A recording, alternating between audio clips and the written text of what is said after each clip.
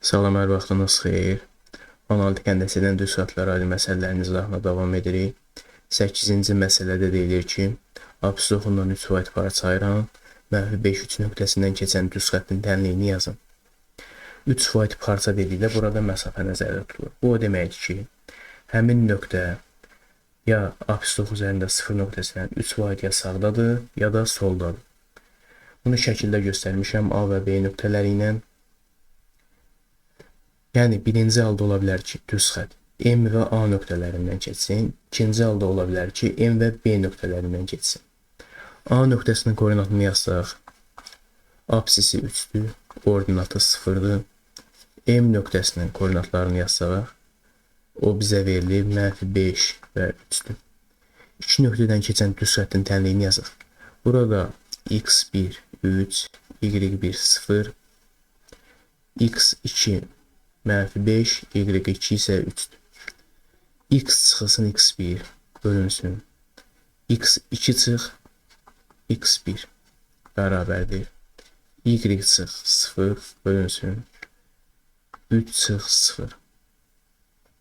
Bir qədər sadələşmə aparsaq, x çıx 3 böl -8 bərabərdir. Y böl 3 çarpaz vursaq,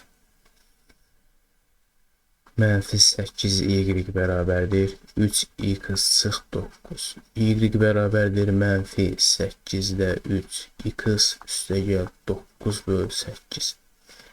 Birinci halda tənlik belə ola bilər. İkinci halda isə B nöqtəsindən keçər. M və B nöqtələrindən keçər. M nöqtəsinin koordinatı bizə verilir -5 3.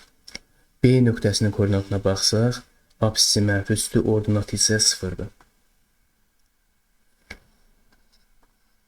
B nöqtəsinin absisi -3-dür, ordinatı isə 0-dır. Burada buna x1 desək, buna y1 desək, -3 x2, y2 desək, tənliyi yazaq. X çıx x1 -5 bölünsün. x2 çıx x1 -3 çıx -5 bərabərdir. Y çıx y1 bölünsün. Y2 çıx y1 0 çıx 3. X üstəgəl 5 böl -3 üstəgəl 5 2 bərabərdir. Y çıx 3 böl -3. Çarpaz vursaq, 2y çıx 6 bərabərdir -3x çıx 15. 2y bərabərdir -3x çıx 9. Y bərabərdir -3 bölünsün 2x çıx 9 bölünsün 2. İkinci halda da tənlik bu şəkildə ola bilər.